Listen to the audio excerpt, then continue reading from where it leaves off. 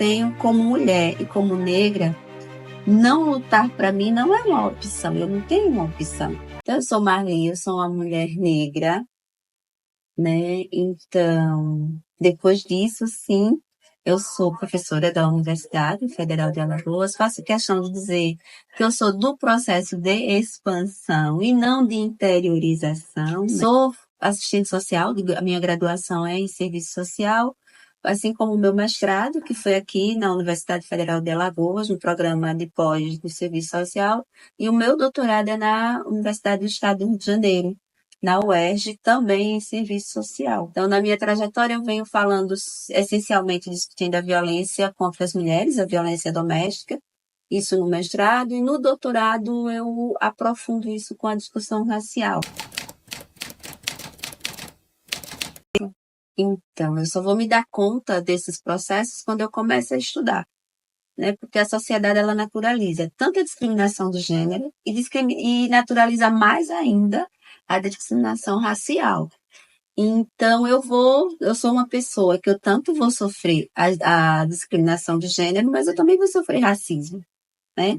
É inevitável na minha vida não sofrer racismo quando você pega um país que tem pouco mais de 500 anos e teve 388 de processos de escravização. Então, quando isso se desdobra no nosso tempo, vamos dizer assim, você não existe racismo, é óbvio que existe. E eu costumo dizer que o racismo brasileiro é um racismo extremamente sofisticado, porque a gente nega. A gente traz ele daquela forma, ou ele vem no processo recreativo, principalmente quando você ocupa espaços como a universidade, ou ele vem em processos de silenciamento, que são muito sutis, ou ele vem sempre julgando o teu saber, mas que também é uma forma muito sutil. E a discriminação de gênero, né? Então, assim, ser mulher num espaço como a universidade, que historicamente é um espaço branco, eurocêntrico, ocupado por homens, né? O conhecimento ao longo da história tem essa conotação masculina. E principalmente para nós, que somos um país colonizado, né? Quando a gente vai olhar a nossa história, eu venho também trabalhando isso, que tudo que a gente conhece começa e termina na Europa. E aí, como é que isso vai aparecer? Isso vai aparecer na luta, né? De que maneira? A discriminação contra a mulher, como diz as redes sociais, é mimimi. Não, racismo não existe. Né? O Brasil trabalha muito com o mito da democracia racial, né? Isso é muito visível nos nossos processos de negação do racismo. A gente está vendo aí agora o Conselho Federal de Medicina trazendo uma discussão pública de racismo reverso, quando vários cientistas negros de renome já disseram que isso não existe, mas tem sendo a discussão. Então, quando você ajuda gênero e raça aliado à classe, porque você não vê pessoas negras ricas, você tem aí o que eu chamo do combo perfeito, né, dentro do país colonizado. Então, eu vou sofrer tudo isso, né? Eu vou estar sempre sendo avaliada, eu vou estar sendo sempre testada. Se eu falo de uma forma mais assertiva, eu vou ser taxada como uma pessoa deselegante, né? Eu vou ser taxada como alguém que, nossa, exagerada, precisava falar dessa forma. Coisa que não acontece com pessoas brancas. Acho que a primeira questão que a educação precisa fazer é entender o seu processo de educação. Estamos em Alagoas. Eu fico me questionando, dentro do nosso processo formativo, a gente estudou Alagoas? A gente teve uma disciplina para estudar a formação social e histórica de Alagoas? Não, mas a gente estudou a Europa. A gente, por exemplo, né, a gente estuda a quantidade de aldeias indígenas que esse estado tem. O que é que a gente sabe sobre as etnias? Isso está lá no nosso currículo. Hoje, na disciplina, sei lá, Geografia e História, a gente vai ter um debate sobre Alagoas. Não essa Alagoas, paraíso das águas, mas essa Alagoas que tem comunidades quilombolas, comunidades indígenas, que tem um índice de pobreza, que 76% da sua população é negra. A gente está estudando isso? A gente não está, né? A gente está dando conta que as nossas crianças nas escolas mas são majoritariamente negras, e por negros vamos entender pretos e pardos. Nós estamos trabalhando o que no sentido de gênero? considerando que a gente passou recentemente por um processo de discussão de ideologia de gênero. Municípios que não estão na zona da mata têm um índice altíssimo de casamento infantil. Isso está sendo debatido na escola. Não o casamento infantil em si, mas a questão de dizer, olha, isso não é permitido, tem uma lei sobre isso.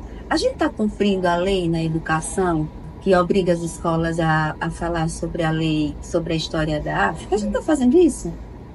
Então, como é que a escola, então, pode contribuir, né? Ela pode contribuir e começar implementando o que ela tem que fazer, a educação. Isso não só na básica, na universidade também.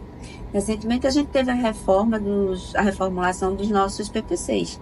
Quantas disciplinas obrigatórias com essas temáticas entraram nos nossos cursos? Né? Porque, assim, não é um movimento do eu vou fazer, é um movimento que tem que estar implantado. E aí eu consigo combater. Porque como é que eu vou combater aquilo que eu não conheço e eu não discuto? Né? Não dá para combater discriminação racial só no 20 de novembro. Né? Não dá para combater discriminação racial sem entender por que as pessoas negras comemoram o 20 e não o 13 de maio. Acho que começa por aí, né? Um processo histórico, que é um processo lento. E a minha fala aqui não é no sentido, meninas, de recriminar ninguém, sabe? É no sentido de entender qual é a nossa trajetória histórica. A educação que nós temos, de onde ela vem, como é que ela se estrutura. E isso em todos os níveis da educação. Discriminação de gênero. Será que a gente aprendeu, como o Graciliano nos ensina, né, sobre as cantigas das mulheres do velho Chico? Olha que riqueza, ser entender, quando ele fala, né, no livro dele que a palavra precisa ser trabalhada como as lavadeiras do velho. Gente, a gente está lá em Graciliano. A gente traz isso para a sala de aula? Eu acho que tem muita coisa para a gente desdobrar. Quando se trata da nossa universidade, na questão racial, a gente tem que lembrar de duas coisas fundamentais. O nosso NEAB é o mais antigo das universidades brasileiras, tá? Ele vai fazer 45 anos. Então, em termos de núcleo, a UFAL é a que tem um núcleo mais antigo, junto com a Universidade Federal da Bahia. E isso é extremamente importante, porque você tem a Bahia como território mais negro desse país, fora da África, você tem Alagoas como um lugar de luta histórica, né? Você tem lá Zumbi e Dandara, obviamente. Você tem a Quatuna, que é quem funda o quilombo, né, dos Palmares.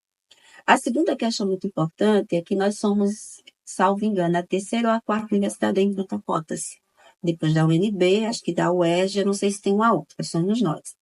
Veja, isso nos coloca num lugar de dizer assim, olha, nós estamos fazendo esse debate, nós já estamos na ABI aqui há 45 anos, isso é muita coisa. Né? E aí parece que a UFAL está fazendo uma discussão recente. Não, ela não está. Ela está fazendo uma discussão que talvez, dado tudo que eu falei anteriormente, tenha sido invisibilizada. Aí é diferente, não é que a universidade não fez. Hoje nós somos considerada uma das universidades, e eu digo isso porque sou do NEAB, que tem uma expertise muito grande nessa discussão. Então, veja, você tem uma equipe de professores, quando o NEAB expande, né? Então, em 2019, o nosso Consune, ainda na gestão do professor Alígia no NEAB, tem uma resolução que o NEAB não ficará mais só no AC Simões, mas ele irá para todos os campos. Isso foi fundamental, porque faz com que esse NEAB esteja presente em todos os campos da universidade, faz com que essa discussão racial chegue em todo o território alagoano, no sentido de que a universidade está presente. Então, a gente, nesse sentido, né, a gente tem um avanço. Em relação à questão de docentes negros, vou devolver a pergunta. Quantos professores negros vocês tiveram? Poucos, né? Então, isso diz números em todos os cursos. Por quê?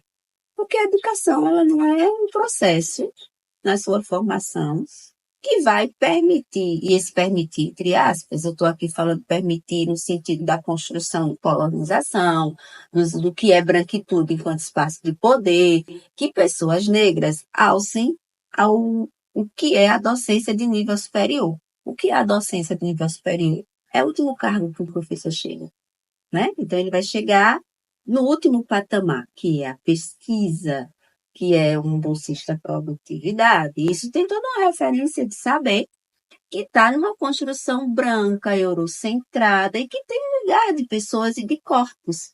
Corpos brancos, porque corpos também são políticos e representa muito do que é esse país na sua construção.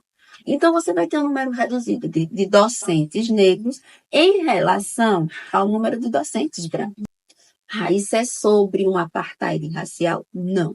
Isso é sobre ciência.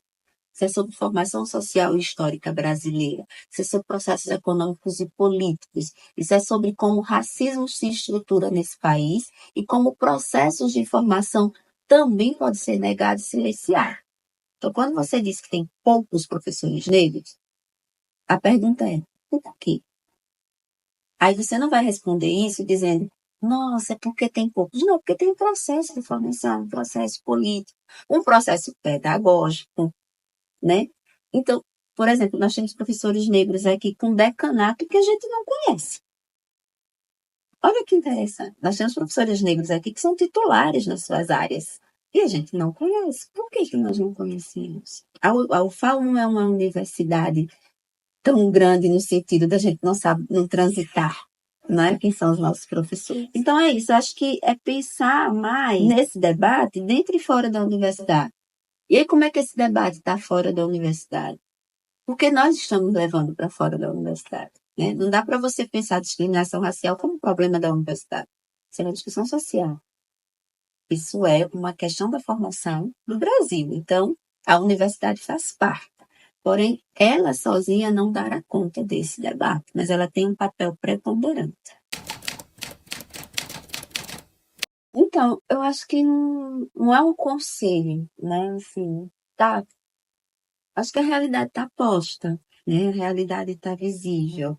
E assim, a gente não foge, nós não podemos fugir da realidade. Como é que a gente pode dela? Então, a gente está vendo um movimento aí, que é um movimento negro, vou pegar da década de 70 para cá, que está em movimento o tempo todo. A gente está tendo cotas na universidade. Eu acho que é impossível você não se engajar no sentido de que em algum momento isso vai chegar na sua disciplina, isso vai chegar na tua sala de aula. O teu aluno negro com o black dele vai chegar, né? A discussão, ela hoje, vocês fazem estágio em escola pública. A realidade empírica coloca para você, majoritariamente, quem são as crianças que vocês... Eu tenho quase certeza que são negras. Majoritariamente negras. Isso não quer dizer que é a totalidade, 100%, porque aí a gente vai dizer que pessoas brancas não são pobres e que não estão nas salas de aula. Não, não é isso. Eu estou falando de majoritariamente. E aí, como é que eu trabalho com criança negra? Né? É diferente de uma criança branca? Enquanto criança, não, mas enquanto construção de infância, num país que tem que tem um racismo gritante, sim. Tem uma diferença, né?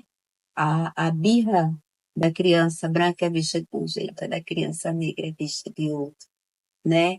As dificuldades, a gente tem uma construção no nosso país do negro como incapaz, ele não vai alcançar, ele só precisa estudar até um certo ponto, porque historicamente ele vai ocupar os trabalhos mais subalternos, os trabalhos braçais. Como é que isso se reflete? Né? Eu sou do serviço social, então as pessoas que eu atendo, agora não mais, né, porque eu sou professora, mas eu atendia majoritariamente pessoas negras em todos as políticas sociais, que é com que eu trabalho majoritariamente. Então, se eu estiver na saúde, eu vou atender majoritariamente negros, se eu estiver na educação, se eu estiver no judiciário, onde eu estiver majoritariamente. Porque a maioria da população brasileira é negra. Quando é que a gente vai começar a discutir isso? Então, não é um conselho, não é sobre engajamento, é sobre realidade. Ela está posta. E aí eu tenho dois processos. Ou eu vou continuar fazendo isso a partir dos lugares de silenciamento, ou eu vou discutir isso a partir de uma realidade concreta, que é a realidade brasileira. Eu acho legado uma palavra muito forte e que deixa uma responsabilidade imensa sobre meus ombros. Então, eu gosto de pensar que eu tenho uma contribuição, né? Acho que todos nós, de alguma forma, contribuímos para uma coisa ou para outra. Ou eu vou contribuir pela manutenção dos processos de discriminação racial, ou eu vou contribuir pelos processos de luta para isso. Então, eu prefiro dizer que eu contribuo para os processos de luta. Por quê? Porque é permanente, né? Eu não tenho, como mulher e como negra, não lutar para mim não é uma opção, eu não tenho uma opção. Eu tenho que estar o tempo todo no processo de luta. Eu tenho que ocupar os meus espaços como mulher, né? Porque as barreiras para mim elas são maiores, porque eu tenho dupla jornada. E eu sou uma pessoa que eu vou lutar contra a questão racial, contra os processos de discriminação. Então, só para você ter uma ideia, né, como essas questões elas são fortes. Eu lembro quando eu fiquei grávida, e eu sempre gosto de contar isso, porque às vezes as pessoas não entendem como as coisas acontecem, né? Eu lá no consultório chique, e eu lembro que chegou uma mulher grávida, branca, e ela olhou para mim e disse assim, ele tá atendendo pelo SUS agora? A priori ela não fez nada, ela só fez o quê? Uma pergunta. Mas será que tiver, sabe? Era o consultório de um médico renomado aqui de Alagoas. Então é aquele olhar, que direito você tem de estar aqui? Por que que você... Esse não é o teu lugar. E isso vem de processo de construção, de espaço de poder, de branquitude, né? E eu gosto muito desse exemplo, porque é assim que o racismo brasileiro funciona. Ele é muito sofisticado. Nossa, ela entrou no consultório e ela só fez o quê? Uma pergunta. Ela só perguntou, nossa, você não está atendendo pelo SUS agora? Veja. O que é que tem essa pergunta demais? Se não tivesse uma mulher negra no mesmo espaço que ela, sendo atendida pelo mesmo médico branco, renomado, no seu belíssimo consultório, numa parte nobre da cidade. É assim que o racismo funciona. Então, o que é que me resta se não lutar? Sempre que eu conto isso, as pessoas perguntam, o que você fez? Eu disse, mulher, eu pensei muito, né? Porque assim, eu tava grávida, tava tomando meu açaí, tava tão concentrada que eu olhei assim, eu tô grávida, ela tô grávida, o médico não vai poder fazer 2 partos ao mesmo tempo se a gente se estressar. Porque o racismo também tem isso, você tem que escolher como é que você luta. Então tem hora que você chora porque você cansa, tem hora que você recua, tem hora que você grita. Então são diversas estratégias, né? E aí é por isso que eu digo que não é um legado, é sempre um processo de contribuição, de luta. Então acho que é isso, acho que não é legado, acho que é uma contribuição, né? De algum momento alguém diz assim, nossa, ela lutou, ela fez aqui uma discussão. Eu acho que isso já é muita coisa.